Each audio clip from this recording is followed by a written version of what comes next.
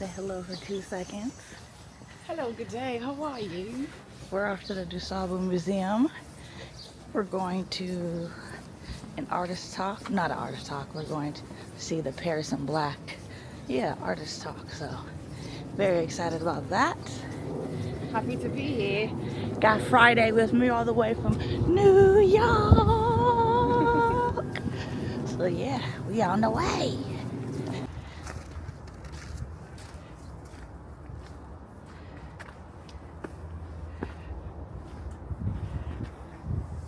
Okay.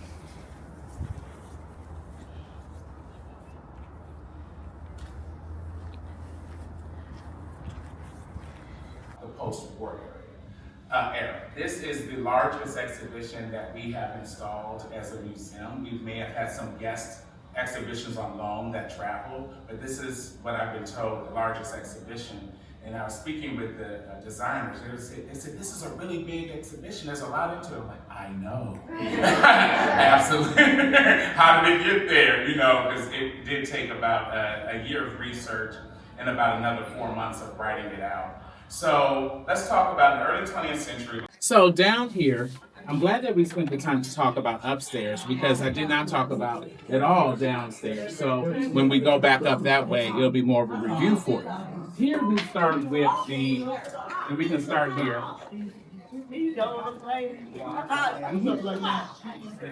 Here we start with the post-war Exile, Black artists in post-war Paris. Now, I spoke about World War I. Now, World War II has transpired, and that has created a lot of things where people from the United States are trying to decide. Just wait a second.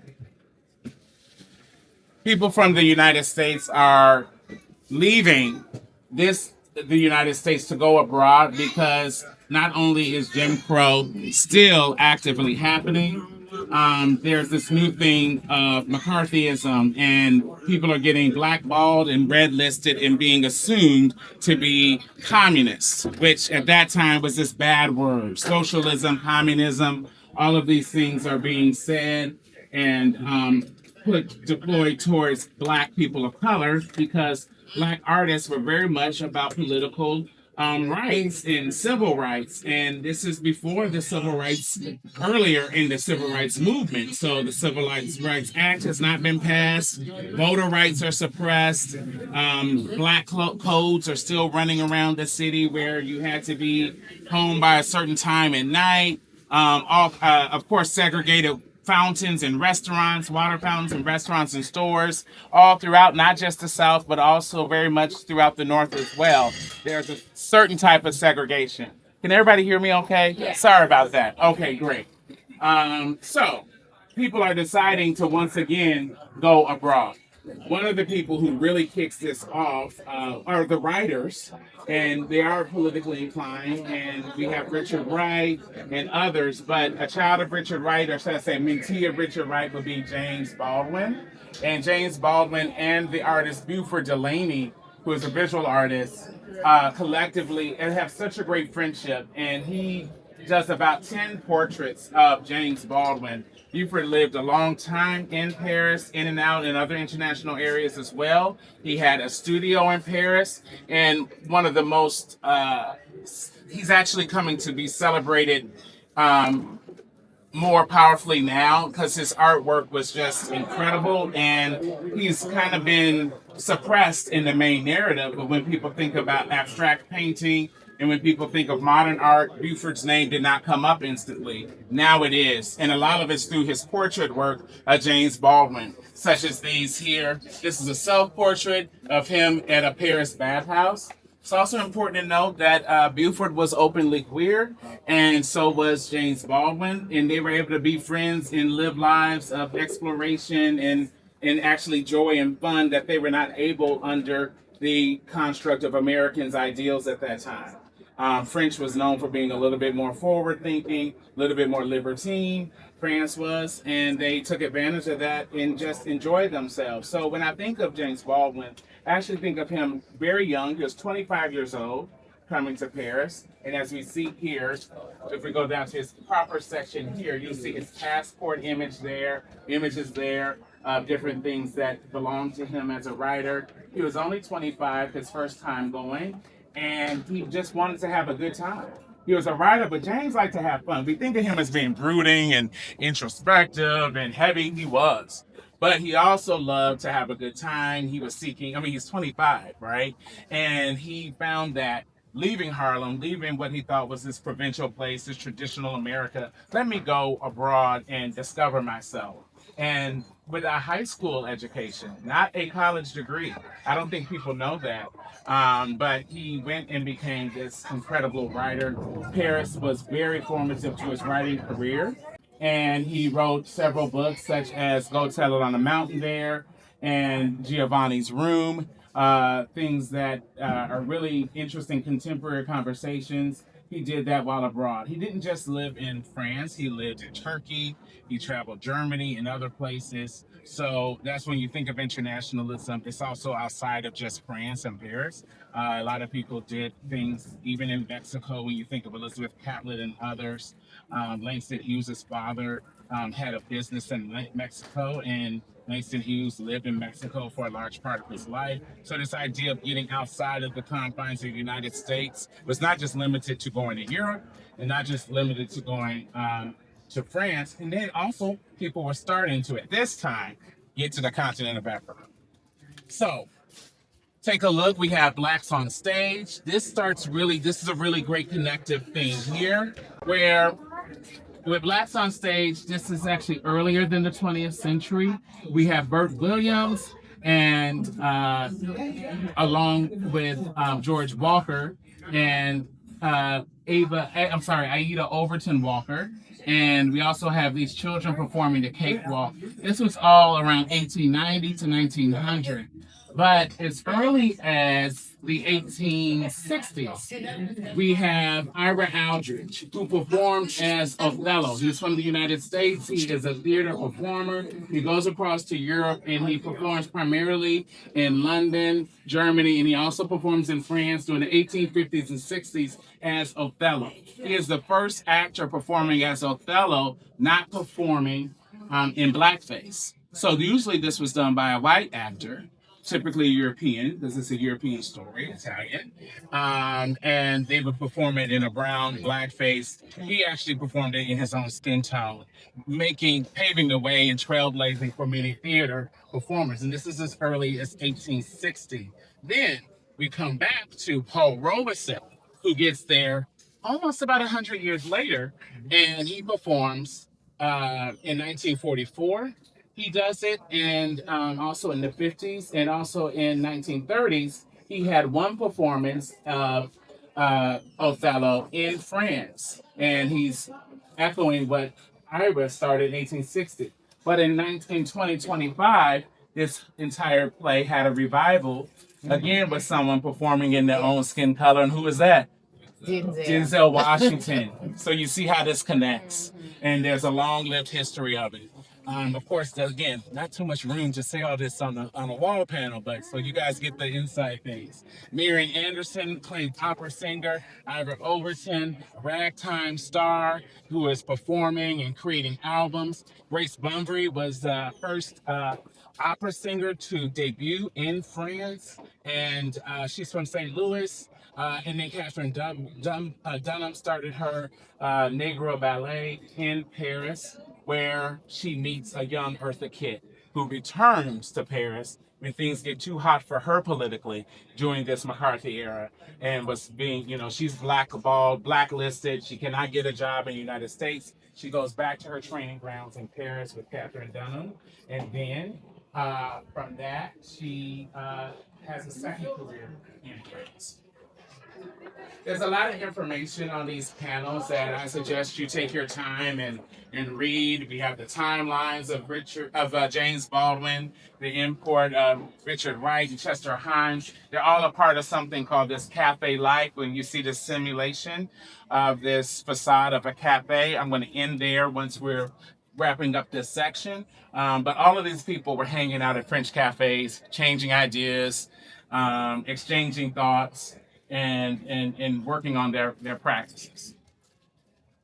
We talked about that jazz age beginning post-war. This is a scene from the World War I era, 1918, and this is in France with a group of people who are performing in front of the hospital. James Reese Europe was a lieutenant in this regiment, and he's leading this particular jazz band right in front of Hotel Tunis or Tunisia. And this is for, they would take them to hotels for the infirmed people. The hospitals ran out of space, so they're getting their treatment. So these troops were coming to bring a little levity to a really tough situation while they were healing. Louis Armstrong, and then around the 1950s, after the 20s and 30s, we have this new vanguard of jazz coming with Miles Davis, Duke Ellington, Sidney Bechet, and others. Women in jazz and performance, again, Eartha Kitt and Hazel Scott. Hazel Scott, who was a very important pianist. She had her first television show, the first Black woman to actually be a performing musician on TV, and she was known for playing two pianos at one time. Both of these women used their agency, their beauty, their femininity in a way to cut through stereotypes and tropes against Black women, and also bring along the performance of other Black women throughout the world, such as Pearl Bailey and other artists. Finally, the last section here is Black Paris and Black fashion in Paris. This starts around the late 60s and 70s, early 70s. It begins with women, again, being the models and the muses for major couturiers. Oh, good. That's James right here behind me. Okay, great. I was like, who is that talking? Oh, it's James. Sorry, Uncle Jimmy. Sorry. Okay. And there's videos there that are montages, and then once we go upstairs, you'll see other videos. This is really important. I'm just going to land right here with Patrick Kelly, who was born in Mississippi in Vicksburg, and unfortunately, he died very young, but he tried to become a fashion designer in the United States. He failed. After a few months in Paris, his career took off instantly, and he became the first Black American designer to be a part of the Pret-a-Porter, the ready-to-wear syndicate, which is a high honor. Later in, 2020, we had the first Black American to be featured in the Couturier syndicate. And there's a history with that. But he used all of the things that we were fighting against to change imagery, stereotypes, and he used them in a very subversive way in his clothing, and such as watermelon motifs and other things. Really incredible designer. I suggest you look up his work. And of course, we may all know Andrew Leon Talley. Andre, he started his career in Paris after graduating from Duke in French culture and a master's. And he was so fluent in French, he was one of the first American correspondents to go to Paris and speak in French. And he started his career with WWD magazine, and then from there, Women's Wear Daily. And from there, he went to Vogue a little bit later and became the legend that we know, who passed away in 2022. But a lot of his life was spent in Paris. This is a 2013 image of him in Paris. And I'm going to end that section. We're going to come on. See a few people at a time. We'll just have a few people here as we're going in. Let's see. And then, okay. Perfect. And then I'll hold it here, and then I'll come on in, and then I'll do the same. So just 1 second. All right. So this is the room that is dedicated to Langston Hughes' writing and his work. He created a biography called The Big C, which pretty much discussed his international life as a young man. He's about 22, 23, and he gets on a ship, and he's working on a ship, and he decides to stop working when they get to France. He also spent some time in North Africa, Morocco, and other areas, and he lands in Paris, and he lives there for a bit, creates this kind of makeshift residency for himself.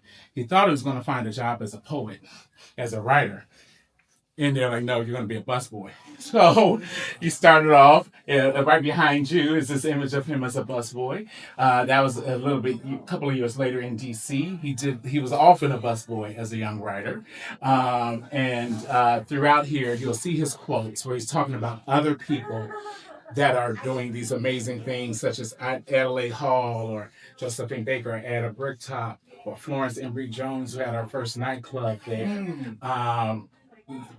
Jessie Redmond Fawcett was this amazing editor, writer. She worked for Browning Magazine and NAACP journals. And there she is standing next to him, along with Zora Neale Hurston. She seemingly was just in love with him because every time he would end up in Paris, he would get a letter, a postcard, kind of like, hey, I'm in your city. And he'd write like, okay. Excuse me, y'all. Let me tell y'all, we just, cut the ribbon and all that. This is one of the wisest people in Chicago, and he is gifted beyond measure, y'all. We got a gift in us, and he's sharing it, and nobody can curate, as y'all can see, like this black man. We love you so much. Thank you. And thank you for this. Clap it up for Oh, us. man. Thank you, man. That's all I want to say. Thank you. Thank you. Love you, Junior. Love you too. Tell your brother I said what I sure will. And the rest of the group, come on in. Come on in, everybody, and I'll just reframe it. I am, first of all, just grateful for y'all's patience, but it is kind of exciting. It is. Thank you. I hope it didn't spoil too much, but what I'm excited about is it shows the interest in the museums, Chicago coming to spend a cultural day at one of the oldest black museum in the nation. And again, with us celebrating 85 years of this art center, it's kind of appropriate. What a better way to be interrupted than by the mayor and different Chicagoans loving what they're seeing on these walls. So thank you so much. I hope you didn't feel it was spoiled.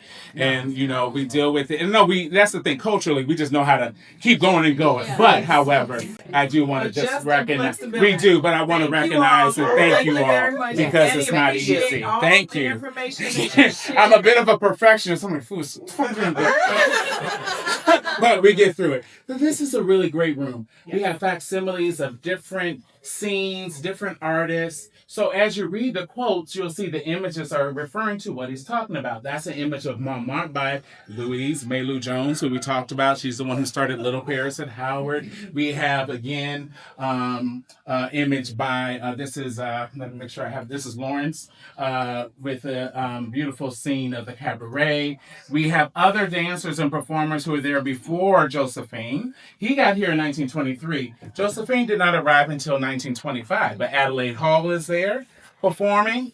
Langston also took a international group of Black American writers, thinkers, and filmmakers behind there to Russia on the Europa cruise line. And you can see the time of that was about 1922 and 23. And from there, they were doing a film about what they experienced under racism in America, but they had to film it off-site in Russia. Isn't it? And if you look at their faces, they're all 21 to 35 at the most. They're young, forward-thinking, intelligent, intellectual, sharp people. And you can just see yourselves in many of those people. And if you look closely, you'll see Langston in the center. That's a very rare photo that I was able to encounter through the Yale archives. And I got so excited. I can geek out on all of this. What I love about the Florence Embry Jones, the only image we have of her is her passport stamped photo. That was her. She was married to Jones, who was a jazz band lead. She leaves him, starts her own thing, and she was known for sending the champagne bottle back if the person in the club did not buy an expensive enough bottle for her. And she was like, no, and they'll have to keep going higher. That's how she made the money. And that is an actual picture of Chez Florence in Paris, which is a supper club. Ida Bricktop is somebody to keep in mind. I have two panels where he's talking about Ada Bricktop Smith. Bricktop came because her hair was ruddy and red, the color of a red brick, and she was freckled. We always like to call somebody red in the Black American vernacular. We'll say, she's red. So she was freckled and had this red hair, and she was this spitfire of an individual. If you were coming through Paris, you had to come through her. She knew everybody. If you needed to know where to get some good food because you're tired of the French stuff, she knew who was going to make some greens. She knew everything. She got married to a saxophonist in Paris at her own club. Look at that's the invitation for it. Look at that. And that's them on their evening. And then that is her own club, Monaco. She's standing in front of her nightlife experience. So we talked about Alain Locke. He comes to visit one time. And he knocks on the door because he heard Langston was at some boarding house living. And Langston wakes up like, okay, who in the heck is waking me up around 11 o'clock? I'm still asleep because I've been out since 4.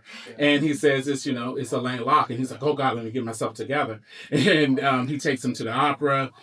They spend time, and he tours around France with Langston. So all of these different people interacted with him. But I want us to turn our eyes to this little biography law of Langston Hughes. Born in 1901. This is an actual photo of him and his mother, signed by him. My mother, Caroline, holding me. Langston Hughes, 1901, wearing an infant gown. We have the infant gown in our collection. We have the infant gown in our collection.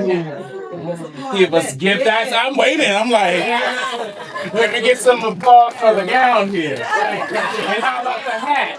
Yes. So it's important to note that all babies, their first year of life before they become, as an infant, before they turn 1 year old, all wear a gown every day or dress. And it's not just for christening or for baptism. This was the daily, especially for dressing time, like getting a photo or going to church or whatever. This was what you wore for that first year. I love seeing this because this is a bobbin lace, cotton lace, hand crocheted by most likely his mother. Oh, okay, good. Okay, we'll get plenty of time. Okay, and you see the handmade lace at the bottom here. These are most likely made between his grandmother and his mother, and he's wearing it in an image. He gave it to the then called Ebony Museum, now the DuSable. You can imagine why it's not called Ebony Museum. Ebony was like, we got that. Let's change it some. And she said, okay, DuSable. But at first we would call it the Ebony Museum, especially when she was starting it in her home. And he gave it to her, and he says, now this is interesting. This is a curatorial discrepancy. It says, dress and cap, which Langston Hughes was christened in African American Methodist Episcopal Church, Lawrence, Kansas, 1902. Presented to the Ebony Museum by Langston Hughes in 1962. Now, this was presented. This is Langston's signature here. It was presented in 1962. However, in his biography written in several different accounts, he says he didn't get baptized until he was 11 or 12 years old. So, that means this was not his baptismal gown, but it is what you call a dedication gown. He's from the African Methodist Episcopal Church. Now, I happen to be from the African Methodist Episcopal Church, which means they don't do christening. They do infant baptism or infant dedication. So they dedicate to start their life. You get your godparents then, and different churches do that. Then later, if the parents say, okay, we want them to make their own decision on it, and you do it then. So he made that decision 11, 12. So this is either dedication gown, infant gown. So those are some of the things you have to deal with the tensions and facts. It would create a challenge for me because I was being a purist, like, no, this just can't be. And then he says himself, but I understand what people's general understandings of things are. So you have to kind of find a way to present it. I think this is fantastic. We were thinking of getting it like a restorative cleaning. I said, leave it exactly as it is. This is DNA. This is whatever. Hopefully that was some applesauce thing. Whatever it was at that time. This is a really important thing. Langston Hughes, he was the voice of this era. He narrates all of what's happening and really puts you in the feeling and the excitement of it. And we have these wonderful images to show it. So when you come back and take a look at this, feel free to look at the QR codes and other information. We have his international works from his operas he created. He was a part of Omega Sci-Fi, and these awards he received from them. Different awards from Europe he got, such as Poet and Writer Laureate and other things. But this, finally, is his Howard Doctoral Cowl, which he wore at that graduation ceremony. Let's go to this room here. Excuse me.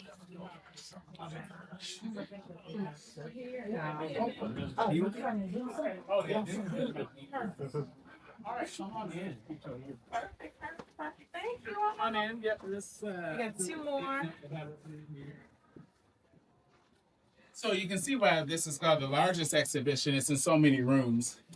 And there's a lot of, the more images you just see, just know there's a lot of research that brought them all up and to get all of this information. Step all the way in so we can let others in. And so it's a kind of 360 room. The only point of emphasis would be the video there. Both videos were made by film artists out of Detroit, Miles Rubin, who put together these fantastic montages of archival imagery. What I love about this is you see Josephine go throughout all of her life. She lived into the 70s. And she performed up until the very end. I think she passed away like 3 days after her last performance on stage. And she was up there from as early as 20 years old all the way up well past her 60s performing. And you'll see some of her film work. And that's about a 5-minute video. That's really wonderful. A lot of people don't think of Josephine as this kind of two things. A mother, she lost the ability after a surgery during the World War II period to have children biologically or physically. So she decided to adopt a rainbow tribe. So she has children from all these different nations, and she kept adopting far more than she could ever afford, but she wanted babies. And that's her husband, and they're there walking in France. She was also honored in the military as a spy for the resistance. She did a lot of resistance work against Nazism and other things happening in World War II, because I'll come all the way in, guys, as there's some people still, okay, great. World War II, because no one suspected her to be doing that work. She's just a showgirl. She's just a burlesque dancer. She's just a singer, but she was actually operating as a spy. She's another one of the most photographed women of this time period. Her beauty, her style, I just love everything from this tuxedo to this feathers. And when Grace Jones appeared in the late 60s, early 70s in France, and they said this is the second coming of Josephine Baker. Wow. If you think about that, and I love that analogy because in that comparison, because they were just pushing the boundaries. They were boundaries of gender representation, avant-garde movement, forward thinking, expression of the body and beauty. And in the United States, Josephine, they considered her not attractive. They also said she was too dark at the time to be on stage. She performed in blackface in Harlem. And she was like, enough of this. And her first performance was in 1925 in France. And they said, okay, we want something cool and edgy. This is some French person talking to her. Wear this bananas. And she said, I will not. What are you talking about? And that's it. Where's the top? As you see this image right behind you, sir. Okay, that's a good look at it. This banana skirt. And she was topless. And she said, no. They said, well, it's either this or you go back. And she had to make a decision how to create this thing that seemingly is just kind of just this half nude or often reduced to just a savage dancing. How can she create this image that elevates her from doing the vaudeville performances of New York and dealing with Jim Crow racism and actually taking it out of there? She only did this for a very brief limited time. She also started to study classical voice, classical ballet, and other dance, and she always incorporated African drums and African music within her performance. So she found a way to, again, that's that meeting of those different people and coming together to then take this Black female, and I'm saying that on purpose, which is what they would call something just like a female cow, a female animal, female piece of property, to womanhood, which was a designation that was not a designation that Black people got from the rest of the world. She helped to change that identity from being a nondescript object to a human woman of her own agency. So don't think of it as just, oh, she was just dancing. She was doing quite a bit in this act of performance, exposure, and she never came back to the United States as a full citizen. She had a dual citizenship between France and US. She came back to the United States a few times, and she worked heavily with the NAACP. The racism was too much for her. She could not stand how she was treated, having to perform and come in through the back entrance. Couldn't drink out of the other water fountain. And here she is, the headliner of the evening. She couldn't get a meal served to her at the Stork Club while everybody else was getting, she was the person everyone came to see, and they would not serve her own dinner. She said, I'm done with this. So she stopped coming back to the United States. Then she did come back again, March on Washington. and she opens up and speaks before Dr. King does. Things are not just face value. It's important to really go as deep as you can with people's lives, and it's important not to compare what you would do now to what someone did then. You just don't know what people felt like with their backs against the wall and how they had to cut through that in a time when nothing was built to save them or keep them safe, and how much she put herself on the line for art, for performance, and for her own rights and for the rights of many women. There's not too many Black women performers who don't pay homage to Josephine Baker. It's not too many performers, period, who don't. And she lived a really fruitful life. Unfortunately, at the end, she did encounter sickness and financial ruin, and her home was recently sold outside of the estate just a few months ago. But there's efforts to get this big place back, this chateau in France that was with her husband. But she has quite an interesting life. Her archives, her journals, her own journals talk about how she had many lovers. Many of them were women. Very interesting.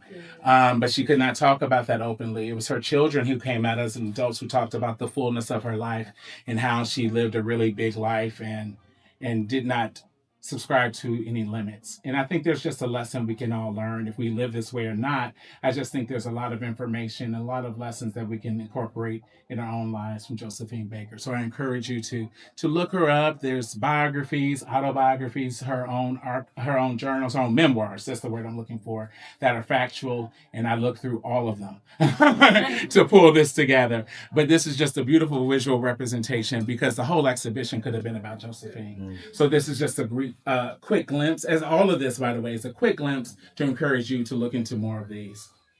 All right.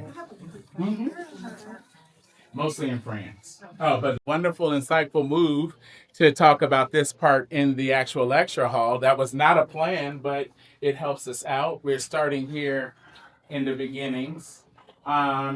This is a room dedicated to the visual artwork. We talked about Augusta Savage. We talked about Richmond Barte. I want us to just kind of lead our eyes here to this wonderful piece from the Southside Community Arts Center. We will talk about Archibald Motley just a bit. Archibald Motley was an artist of different styles, and he again got his Guggenheim Fellowship, and he was in France for about a year. He also came back to France, but after he came back, this was done in 1941. There's also one that's done slightly before France. You see this, the image right there. There's a picture of a woman. That's called the Snuff Dipper. That is earlier than France, and then this is after France. So we see a lot of the Jazz Age. We see the vibrant, colors. You see a lot of things happening. He's also talking about the histories of racism and racial tropes in America. Here we have someone that resembles like the mammy type figure, the large skirt, the full form, and she's taking care of the baby, dark skin. These are intentional moves to have greater discussions. And then the people who are centralized here, he blocks their faces, but these are not Black people. But we have this image here of this large man reading the newspaper, these two lovers on the side. This is a very French-like scene on Playance, the balloons, and all the colors reek of a kind of Frenchness, almost like a circus, a Cirque du Soleil type of feeling with it, this lightheartedness that kind of also thinks of Impressionism and Expressionism. This was modern work, and his work definitely influenced so many other artists. But I really love the portrait here. If we could just turn our heads so everybody can see it. That is the Snuff Dipper. This was some of the social type of realism he was doing. But this, I believe, was actually a relative of his. He often painted relatives of his, especially women. And this woman is holding like a piece of straw, something in her mouth, like a toothpick type of thing, straw. And Snuff Dipper means she was dipping snuff, which was tobacco. She did it all the time, which kind of affects one's looks. There's a realism to you. When you get close to this, you can see the eyelashes in the visual eyes. You can see the indentations of her skin. You see the complex skin color. You see the dignity as well This is a complete departure from what was being painted by mainstream artists who were not black at the time and earlier.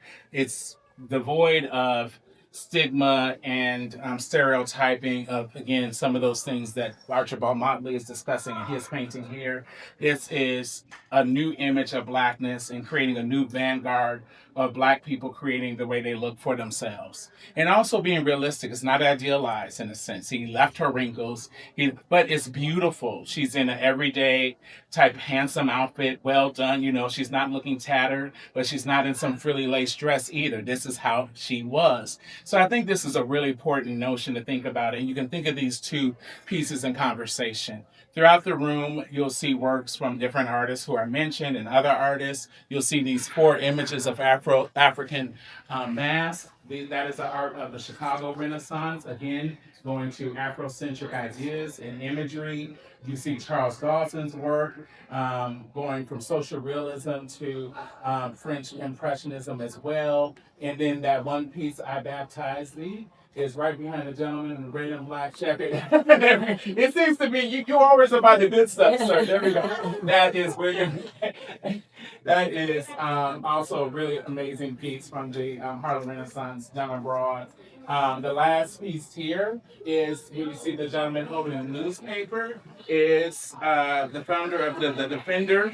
The Defender being the oldest black, one of the oldest black newspapers in the nation, but definitely in the Chicago area. He spent a lifetime before starting the Defender. Abbott spent a lot of time in London, France, and also in Germany, creating this whole international life for himself. And when he came back to the United States is when he came up with the ideas of starting this paper. So he actually lived abroad quite a bit. So that is a Chicago Renaissance painter who actually spent time at the Southside Community Arts Center, McBride, who painted Abbott. So those are the kind of lines and connections I had to make to pull all of this together. William Ellis Artist is another artist associated with the Chicago Black Renaissance. There's a panel there that talks about some of the differences of the Chicago Renaissance and the Harlem Renaissance. I'll say ours was edgier and cooler. Ours had a sensibility that talked a lot about the working class. Chicago's always known as this city that works. And those kind of working class values of decency and fundamental way of treating each other without an elitism, and how there's a black history of that and how black people helped to form that in the city. So you'll see these wonderful sculptures by William Artis and others who are part of the Chicago Renaissance. Once you go outside, you'll see all of the W.E.B. Du Bois, the Henry Tanner that we spent some time talking about. And I think that's going to end our discussion for now. But if I have just one question, do we have time for one? Okay. I have one other question too. Two. Oh, okay. We're okay. But take just. You're okay. Okay, I'm watching you. Okay. A couple of questions. You had one. In this room, our museum design team did a beautiful job of sourcing French antiques and Art Deco antiques to help create this immersive feeling. So you'll see like the furniture pieces, the light fixtures on both sides. Those are antique Art Deco, meaning Art Deco being this period of 1980 up to 1930 time before the, actually 1990, I'm sorry, 1890 to 1930.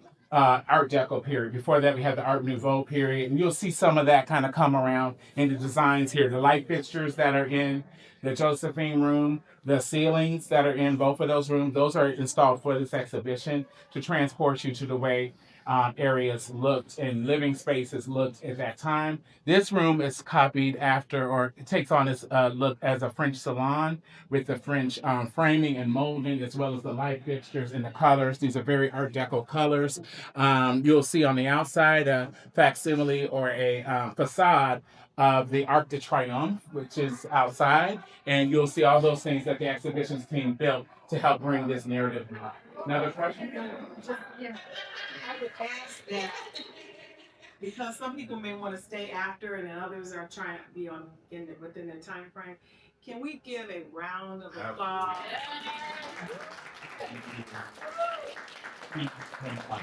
I'm applauding all of you all for sticking with the transitions and changes. It was incredible. It was a lot. And I've actually heard this, maybe this is my third time, and every time I learned something new. I don't know if the year hears something different. No, we talked about Danny different stuff is last an time. amazing curator. He's extremely knowledgeable. And I knew that our Southside Community Arts Center audience would really appreciate the depth and information and love and passion that Danny brings to his curation and just love. I mean, this is a labor of love. We can see that from everything.